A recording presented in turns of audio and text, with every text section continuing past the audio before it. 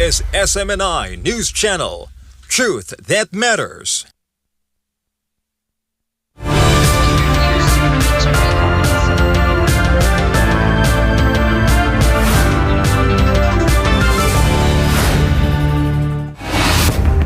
In the headlines, first, the Kremlin is welcoming what it calls a major shift in Washington. Moscow says President Trump's new security strategy now mirrors Russia's plan to end the war in Ukraine, possibly opening the door to peace talks. In the Middle East, Ecuador's President Daniel Noboa met with UAE leader Mohammed bin Rashid Al Maktoum to boost cooperation in trade, science, and technology. In Australia, bushfires are raging across New South Wales, scorching thousands of hectares, destroying homes and forcing mass evacuations. In Hong Kong, Chief Executive John Lee defended the decision to proceed with the election as grief envelops Hong Kong following the deadly Tai Po fire. In the Philippines, Vice President Sara warns of a familiar pattern of political maneuvering as a new impeachment threat emerges ahead of the 2026 budget's finalization. Meanwhile, Filipinos in Malaysia are celebrating early, marking a festive and colorful Paskong Pinoy 2025. And in the world of sports, Lando Norris clinches his first Formula One world title in Abu Dhabi, beating Max Verstappen by just 2 points in a thrilling season finish. I'm Angel Pastor. Newsline World starts now.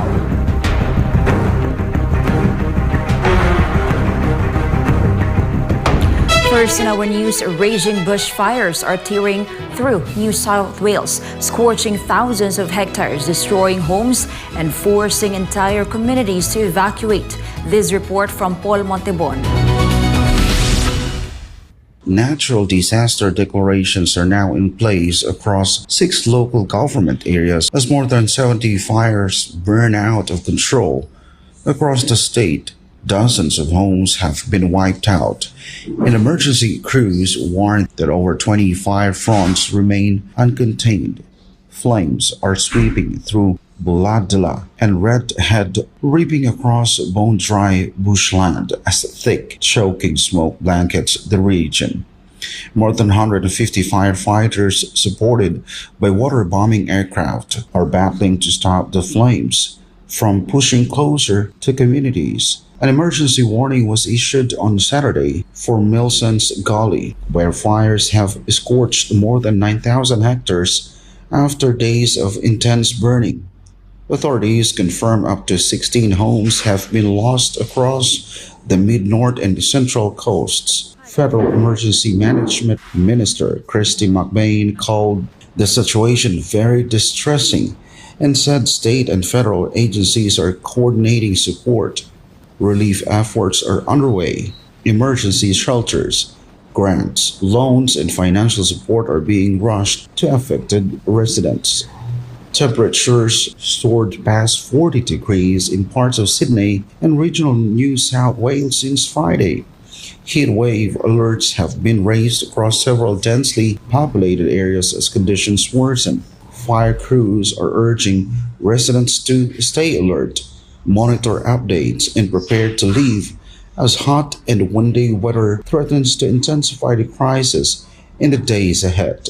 For God and my beloved country, the Philippines, reporting for Newsline World, this has been Paul Montebon, SMNI News.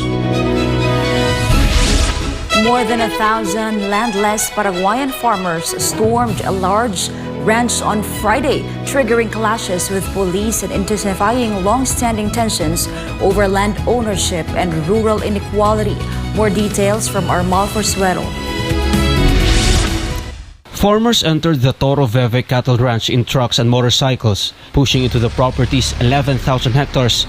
Land authorities had previously seized from alleged Brazilian drug trafficker Luis Carlos da Rocha. Police responded with rubber bullets and tear gas as groups attempted to occupy sections of the ranch, leading to a chaotic standoff on the rural estate.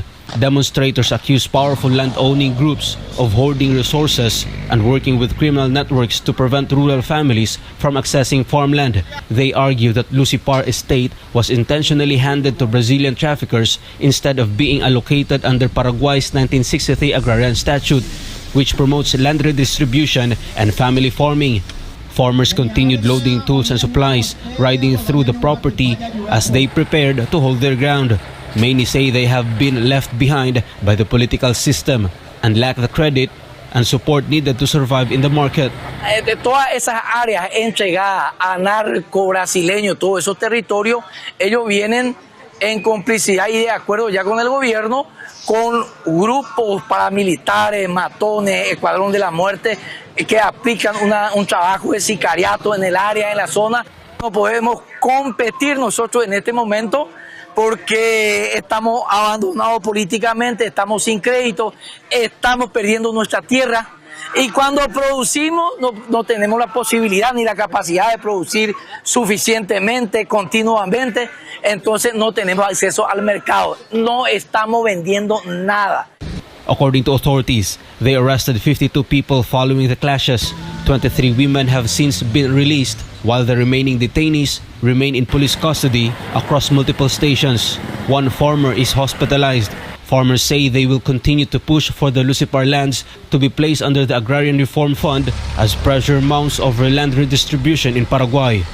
Reporter for Newsline World, Almar Forsualo, SMNI News.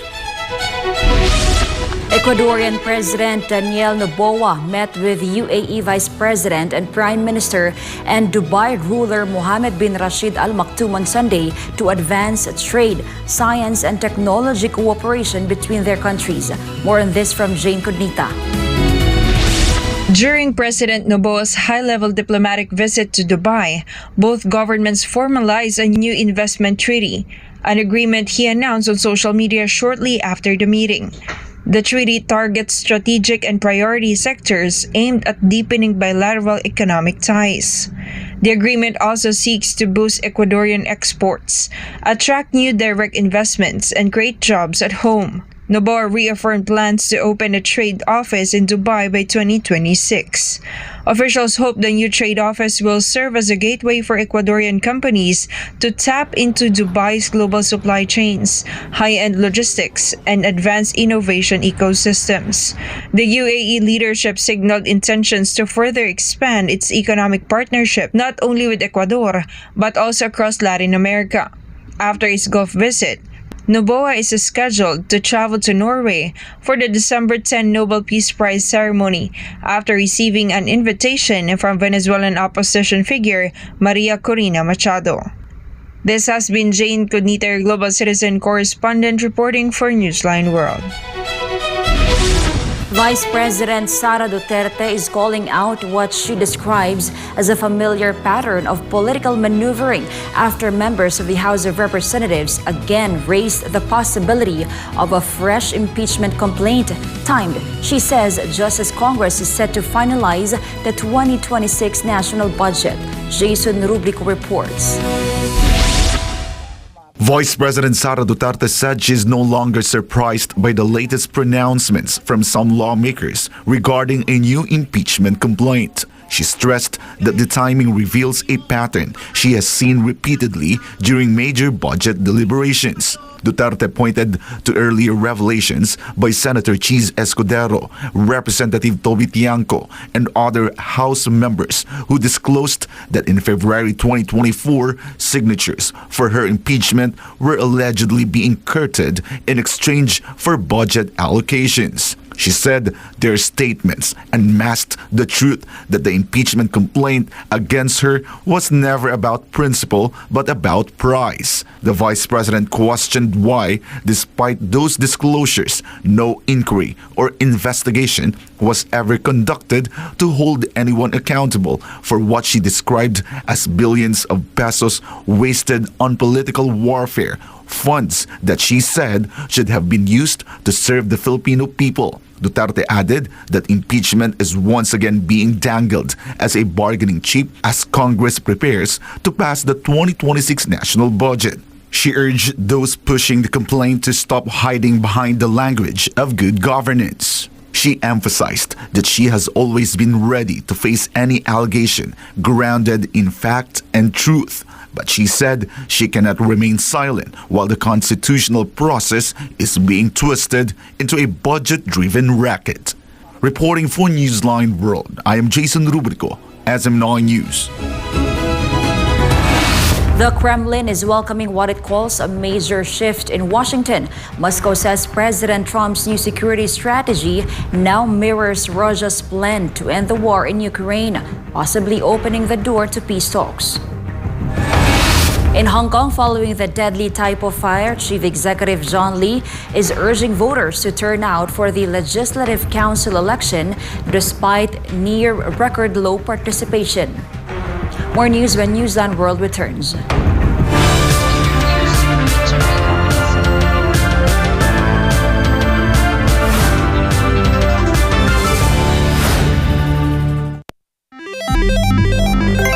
Isang pindot lang, pwede kang maka-jackpot. Mukhang masaya at easy money lang. Sa murang halaga, pwede ka na tumaya sa online gambling at e-casino apps. Mayroong sabong, slot machines, mahjong, poker at iba pa. Kailangan mo lang ng smartphone, e-wallet at internet. Pero ang aliw na ito, unti-unting nagiging bitag para sa mga Pilipino. Lalo na kung ang paborito mong artista o influencer ang mukha ng app. Mas madaling makaengganyo, diba? Parang safe naman kasi may kilalang mukha. Pero sa likod ng ngiti, sugal pa rin ang itinutulak. At syempre, mas madali ring itago ang pagkalulong sa bisyong ito. Walang pisikal na kasino o pasugalan, walang kaharap, walang accountability, kaya't mas lumalala ang adiksyon. Dagdag pa rito, maraming online gambling apps at walang regulasyon. Sa likod ng mga makukulay na interface at papremyo, nakatago ang problemang bumabalot ngayon sa bansa. Ang pagkalulong ng maraming Pilipino sa online gambling. Pwede maglaro kahit saan, kahit kailan, kahit sino, bata man o matanda, pwedeng malulong.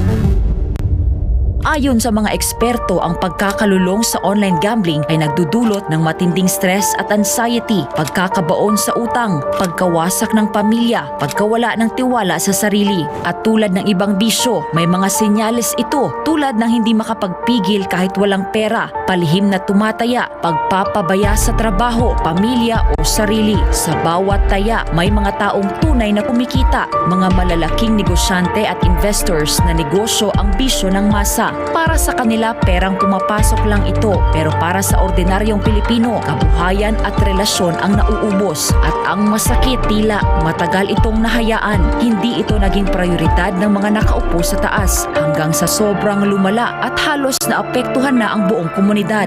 Ngayon, sa dami ng nalulong at sa laki ng pinsalang naidulot, saka palalong umugong ang mga panukalang batas para higpitan ng online gambling. Gaya ng pagbabawal sa paggamit ng e-wallets para tumaya, pagtaas ng minimum bet, mas mahigpit na identity verification, pag-block ng mga illegal na gambling sites, at bawasan o ipagbawal ang mga ads na target ang kabataan. Maaari itong magmukhang laro lang, pero sa katotohanan, isa itong sugal sa kinabukasan. Ang kita na dapat sa mga pangunahing pangangailangan o ipon na uubos sa sugal. At sa mundo ng online gambling, mas madali kang matalo kaysa manalo. Huwag hayaang sugal ang magdikta sa iyong buhay. Isang paalala mula sa SM9.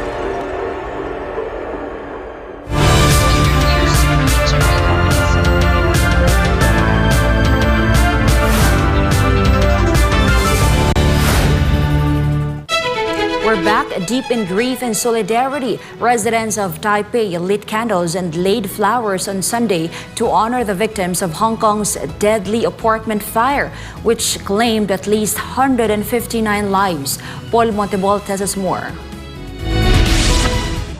Mourners gathered in Taipei on Sunday to hold a vigil for the victims of a Hong Kong apartment fire that claimed at least 159 lives. At Liberty Plaza, attendees lit candles and laid flowers in solidarity with the families affected by the fire. A Hong Kong resident living in Taipei said they were deeply saddened by the tragedy, especially for the families who lost loved ones.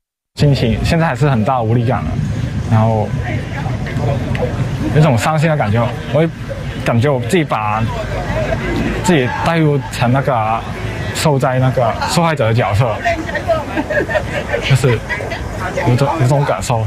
Other mourners also expressed frustrations over the Hong Kong government's response. According to Brian Hayway, a magazine editor based in Taipei, many Hong Kongers were angered that authorities initially blamed the bamboo scaffolding instead of taking responsibility for the fire. He said it was a man-made disaster, but the government seemed to want to portray it as just an accident. Yeah, it's entirely a man-made disaster, though I think authorities want to paint it as an unfortunate, tragic accident. I think for Taiwan it shows, though, what could occur. I mean, in Taiwan, if there was Chinese governance, quote-unquote, of Taiwan. We often heard the slogan in the past in 2019, today Hong Kong, tomorrow Taiwan, and I think that still applies. Hong Kong offers a vision of what Taiwan could become if it were to fall to Chinese control, and I think it's important to stand in solidarity. The fire started on November 26 and took nearly 2 days to extinguish, so standard building materials reportedly fueled the blaze, while faulty or non-functioning alarms left many residents trapped across the complex's 8 towers. Currently, about 15 people from the construction company involved have been arrested and charged with manslaughter. For God and my beloved country, the Philippines, reporting for Newsline World, this has been Paul Montipon, SMNI News. Hong Kong's elections saw a near record low turnout after the city's worst fire in decades. This comes as Hong Kong Chief Executive John Lee has urged citizens to participate in the Legislative Council election, insisting that proceeding with the vote was the right decision. Lee said his decision to proceed with the Legislative Council election was the right one, even though it took place less than 2 weeks after the deadly fire in Tai Po. According to Lee, the Hong Kong government is deeply saddened by the fire at Wang Fu Court, Tai Po, and emphasized that there is much work to be done, including supporting residents, addressing the aftermath, and planning reconstruction. 屋苑嘅火災，我哋大家都好悲痛。正因為咁，我哋好多工作要做，包括咧係支援災民啦，我哋做善後同埋重建啦，亦都係選好立法會咧，令到我哋更多事情可以做。無論係處理今次嘅災情、善後工作，以及我將來嘅制度改革，或者社會整體嘅發展，都係非常重要。所以係希望每位都出嚟參與。The Hong Kong government reported a voter turnout of 31.9%, slightly higher than in the previous election in 2021. Authorities and citizens continue to call for justice and better responses to such tragedies. The Kremlin is welcoming a major shift in Washington. Moscow says President Trump's newly revised national security strategy mirrors Russia's own vision for ending the war in Ukraine and could open the door to a negotiated peace. Jean Domingo reports.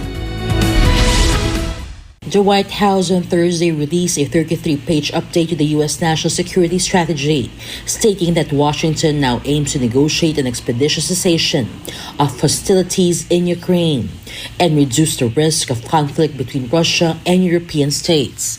The document also says U.S. policy will seek to end both the perception and the reality of NATO as a continuously expanding alliance, a long-standing Russian demand. Kremlin spokesperson Dmitry Peskov said that Trump's reshaped doctrine largely corresponds with Russia's vision, describing it as a significant departure from past administrations. Peskov said the strategy promotes dialogue over confrontation, echoing what he says President Vladimir Putin has been calling for, and that it offers hope for constructive work toward a peaceful resolution for Ukraine. Те корректировки, которые мы видим, я бы сказал, они соответствуют во многом и нашему видению. И, наверное, можно надеяться на то, что это может быть таким скромным залогом того, что удастся конструктивно продолжить совместную работу над поисками мирного урегулирования по Украине, как минимум. Peskov also warned that what he called there's something that could obstruct implementation, saying Moscow would closely watch how the plan is executed. Безусловно, там и формулировки против конфронтации и в сторону диалога. выстраиванию добрых отношений. Это то, о чем говорит Путин. И это, конечно, отрадно, с одной стороны. Но, с другой стороны, мы знаем, что бывает, когда очень красиво, концептуально все написано, но то, что называется у них Deep State, делает все по-другому. Бывает и так. Russia has repeatedly praised the restoration of direct contacts with Washington and Trump's role in facilitating negotiations with Kyiv. The strategy also takes aim at Ukraine's European supporters, accusing them of holding unrealistic expectations and warning of what it calls civilizational erasure. Some EU officials brush off the criticism. Germany's foreign minister said Europe will debate these matters on their own and needs no outside advice. Reporting for Newsline World, this has been Jean Domingo, SM9 News. Demonstrators filled Avenida Paulista in Sao Paulo on Sunday, calling for stronger protections for women amid a reported rise in femicide cases across Brazil. This report from Joy Tabanao. Crowds marched near the São Paulo Museum of Art, using music, song, and dance to call attention to violence against women. Organized by the national movement Levante Mulheres Vivas, the protest was mirrored in cities including Rio de Janeiro after official data showed an increase in femicide cases in the state. Women played wind and percussion instruments as demonstrators held signs and banners carrying messages against misogyny and femicide. Some participants urged men to take responsibility, saying the issue cannot be viewed as a woman-only struggle. Eu acho que São Paulo tem que dar uma lição e leis mais duras, porque não pode ter omissão em relação a essas mortes dessas mulheres inocentes que são trabalhadoras e cuidam dos seus corpos. É um erro enxergar a epidemia de feminicídio como uma luta ou um problema exclusivo das mulheres. O feminicídio, a misoginia, é um problema social. Uma sociedade não é feita só por mulheres, é feita por homens também. Violência contra a mulher tem sido uma pauta que tem que ser mais levantada, na real. A gente fala muito sobre isso, sobre violência, e aí quando uma mulher é arrastada num trânsito completamente violento, de fato assassinada por um carro e por um homem, aí que as pessoas vão às ruas e tal. Mas a real é que a gente tem que cobrar do poder público e dos homens que essa cultura do estupro e da violência contra a mulher acabe. Between January and August 2025, authorities recorded 166 femicides in Sao Paulo, up from 152 cases during the same period last year. Joy Tabanao, your citizen correspondent reporting for Newsline World. When we return, Filipinos in Malaysia are celebrating early, marking a festive and colorful Paskong Pinoy 2025. And in the world of sports, Lando Norris clinches his first Formula One world title in Abu Dhabi, beating Max Verstappen by just 2 points in a thrilling season. More news after the break.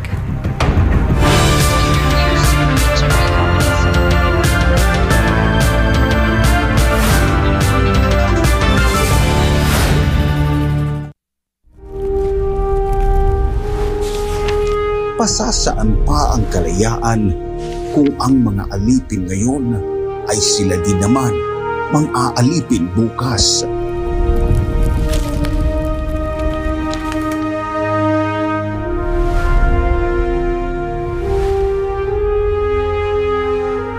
Ibigin mo ang iyong bayan ng sunod kay Bathala, sa iyong kapurihan at higit sa lahat sa iyong sarili.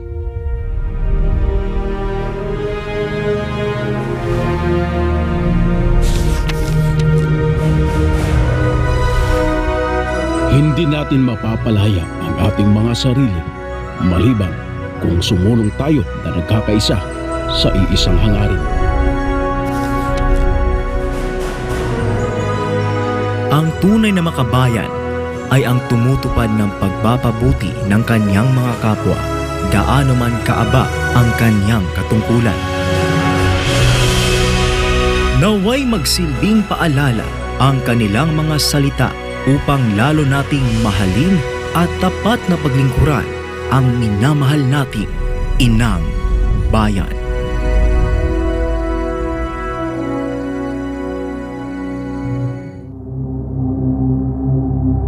kanang inyong mga cellphone, pagbantay mo sa inyong mga isultihan na mo sa una.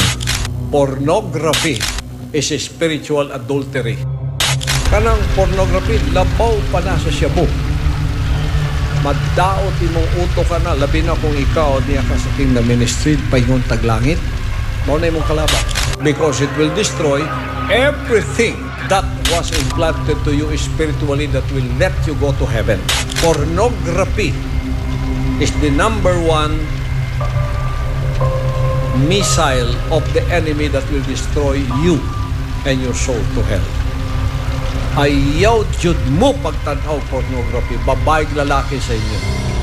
What is dangerous now with cell phones? You can go into the privacy of your room and look at your cell phone without anyone. Only God knows what are you looking at. And mostly, people go to the dark side of the door going to destruction to hell. And that is pornography. It destroys the mind. It destroys the soul. It destroys your spirit.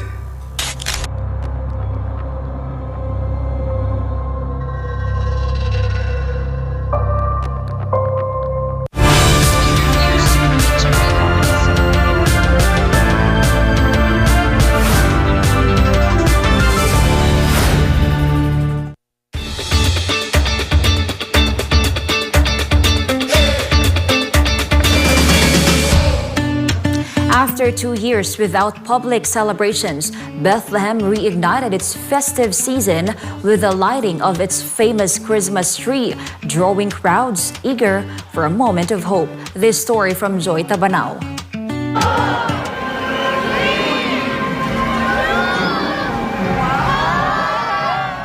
Bethlehem ushered in a renewed season of hope on Saturday as its iconic Christmas tree lit up once again, ending a 2-year pause in public celebrations brought about by the Gaza war. The lighting ceremony signaled not only the start of the city's winter festivities, but also a message of resilience and unity. Footage from the event shows clergy, local officials, families, and children in Santa costumes gathering in Manger Square to witness the long-awaited moment. Performances filled the plaza with music as the towering tree illuminated, drawing warm applause from attendees. Crowds gathered in Bethlehem for the long-awaited Christmas tree lighting, many expressing a renewed sense of hope after years of conflict. Locals say the celebration carries deep meaning as the city continues to face economic and political challenges. This year's program includes a lineup of special events, marking the first full public celebration since festivities were scaled back to purely religious observances during the conflict. Traditions such as midnight mass, gift giving, and preparing festive meals continue to bring families together in celebration of faith and community. Bethlehem's renewed festivities now stand as a symbol of hope and affirmation that even after years of hardship, the city's spirit continues to shine. Joy Tabanao, your citizen correspondent reporting for Newsline World.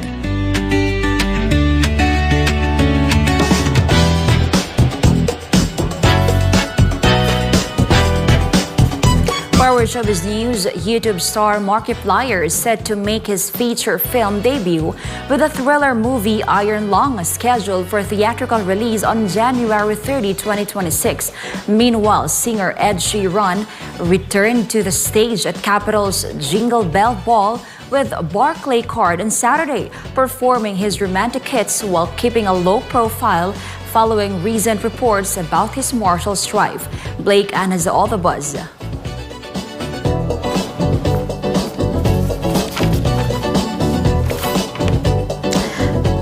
After over 2 years in the making, YouTube star Markiplier's directorial debut horror sci-fi movie Iron Lung is set to open in theaters. The film is based on the 2022 horror game by David Zimanski and features music by Andrew Holsholt. According to Variety, this marks Markiplier's feature film debut. The project is self-funded, with Markiplier serving as director, writer, producer, editor, and lead actor. Markiplier plans to release Iron Lung in 50 to 100 independent theaters across the United States during its initial run. The theatrical release on Iron Lung is set on January 30, 2026. Fans are sure to be eagerly anticipating the film, especially as it is Markiplier's first venture into feature filmmaking. Meanwhile, singer Ed Sheeran returned to the stage at Capitol's Jingle Bell Ball with Barclay Card on Saturday. For his first performance, Ed immediately performed one of his romantic hits, Perfect, a song that reflects his journey with Sherry, from childhood friends to husband and wife. According to reports, after marrying Sherry Seaborn and becoming parents to their 2 daughters, Ed is said to be prioritizing his family following fan speculation about his marital strife. However, he avoided speaking to the audience and focused primarily on singing. Ed chose to perform his romantic tracks, including Perfect and Thinking Out Loud, keeping the transitions between songs brief.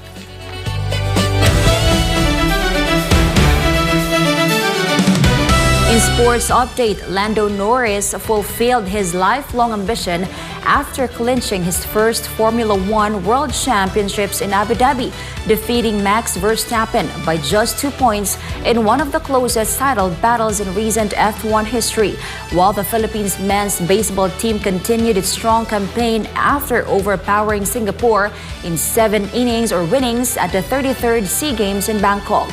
Almar Forzuelo for the latest updates. The 26-year-old British driver secured the title after finishing 3rd in the final race of the 2025 season, edging out Max Verstappen. Despite the Dutch driver's strong late-season comeback, Norris said his greatest pride came not from beating rivals, but from staying true to who he is. He chose not to copy the aggressive style of other champions and focused instead on calm, disciplined racing and strong teamwork. His season was not easy. After winning the opening race, Norris struggled with car balance and suffered a major crash in Saudi Arabia. His McLaren teammate Oscar Piastri took the lead in the championship standings as Norris fell behind. A small change to the car's front suspension helped him regain confidence. More importantly, Norris worked hard on his mental approach, improving how he prepared for races and handled pressure. By the Dutch Grand Prix, he trailed Piastri by 34 points with only 9 races left. Instead of giving up, he worked harder, spent more time in the simulator, adjusted his driving style, and strengthened his mindset. McLaren team principal Andrea Stella praised Norris' growth and rare level of development. CEO Zach Brown, who has supported Norris since he was 14, called the title a special personal achievement. Norris' mother Siska said the family made many sacrifices to support his career. Norris later said his struggles early in the season became the foundation of his championship success. Meanwhile, the Philippines secured its second straight win in the tournament after overpowering Singapore 17-3, with the game ending in the 7th inning due to the 10-run mercy rule. Mark Beranolia led the offensive surge, finishing with 4 RBIs, including a 2-run double in the 4th inning that pushed the lead to 8-0. Starting pitcher Amiel de Guzman delivered a dominant outing through 4 scoreless innings, striking out 6 batters, issuing 1 walk, and allowing only 2 hits before being relieved in the 5th. Singapore managed to score 3 runs in the 5th inning, but the Filipinos quickly answered with a 6-run rally in the 6th inning, aided by Singapore's defensive errors, extending the lead to 14-3. This victory followed their opening 14-0 rout of Indonesia. As the Philippines continues its quest to defend its SEA Games gold medal, the national team remains unbeaten and will face Malaysia in its next game. This is Almar Forzuelo bringing you the latest sports news. And before we end, may you be inspired with the words of the Sun.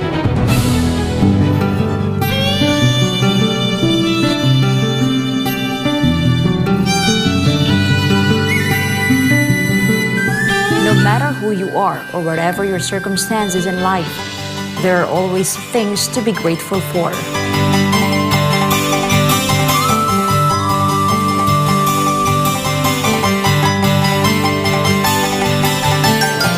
And for our Christmas countdown, there's only 17 days left before Christmas. And that's all for this edition of Newsline World. For God and my beloved country, the Philippines, I'm Angel Pastor. Thank you for watching and goodbye.